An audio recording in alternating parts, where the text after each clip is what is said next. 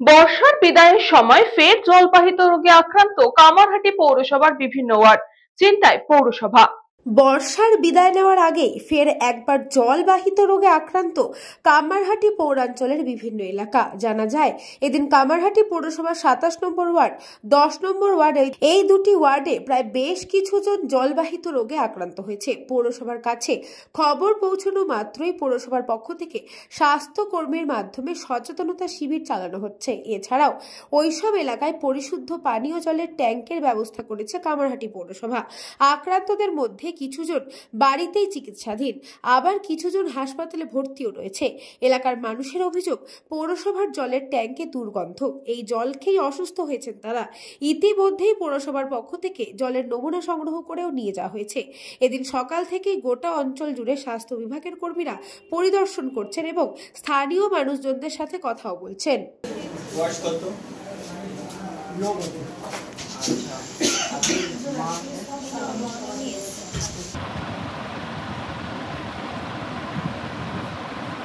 কবে থেকে আপনার হয়েছে?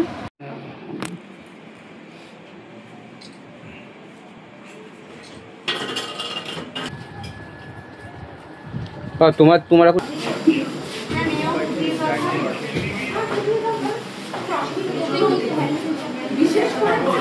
প্রথমে আমি একটা জিনিস পরিষ্কার করতে চাই যে এটা আমাদের কাছে যে খবর সেটা সেপ্টেম্বর মাস থেকে শুরু হয়েছে। বিকৃতভাবে এক আধজনের হয়েছিল, তারপরে এখন টোটাল ঠিকই বলেছেন, জোনাতিশেক হয়েছেন, কিন্তু তার মধ্যে অনেকেই ভালো হয়ে গেছে এবং এখন পারফেক্টলি ঠিক আছে। কিন্তু তাও আমরা কেন এটা হয়েছে, হেপাটাইটিস তো বেসিক্যালি যেহেতু ভাইরাল ইনফেকশন, সুতরাং আমরা পসিবল যে সোর্সেস সেগুলো ডিটেক্ট করার চেষ্টা করছি। এবং আপনারা দেখতে পাচ্ছেন এখানে যে নতুন পাইপটা আমরা এটা চেঞ্জ করছি, ওয়াটার পাইপলাইন, সেটা আশা করছি 2-1 দিনের মধ্যে কমপ্লিট হয়ে যাবে।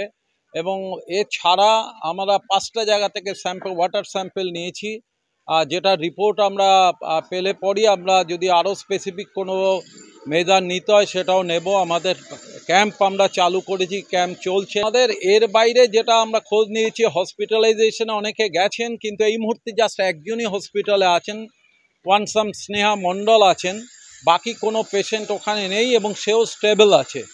আমরা আশা করছি যে খুব শীঘ্রই এগুলো অ্যারেস্ট করে ফেলবো এবং যা কিছু হয়েছে একটা কেসও যাতে কোনো কিছু খারাপ না হয় সে ব্যাপারে আমাদের দৃষ্টি আছে।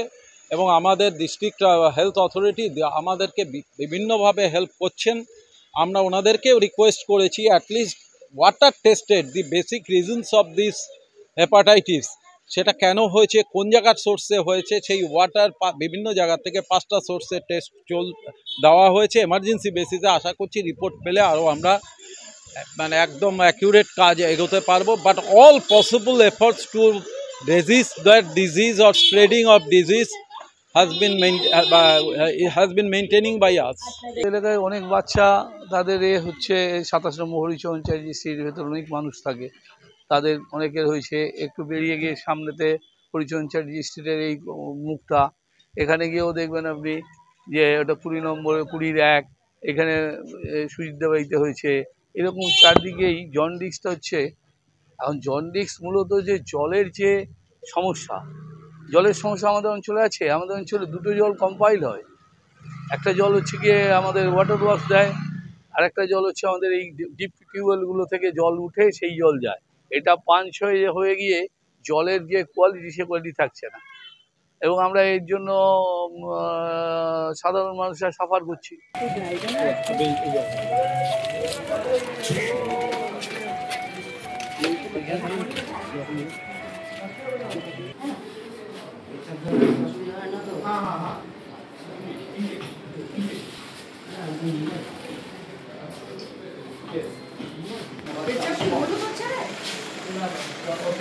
প্রথম কথা হচ্ছে জন্ডিসটা যে হয়েছে সেই জন্ডিসটা কি কারণে হলো সেটা এখনো নির্ণয় করা যায়নি, কিন্তু স্বভাবতই আমরা জানি বা ডাক্তারবাবুরা জানেন এটা জলবাহী রোগ।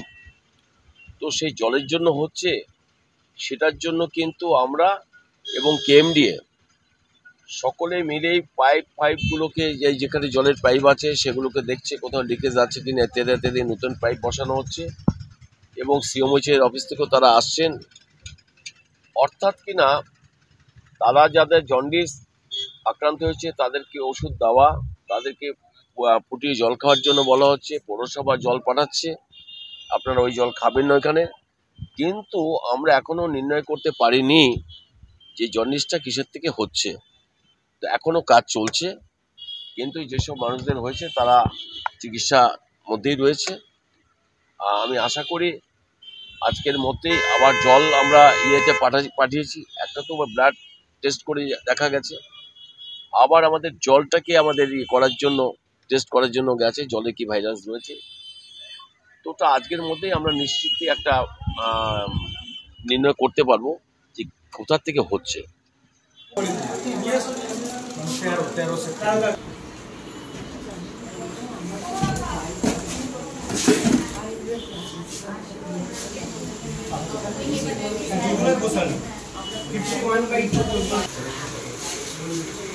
বলরাম বসুর report, news Banga time. St. Augustine's Day School, Barakpur. Success for every child. Admission open 2026 to 2027. Contact number 900793 4555.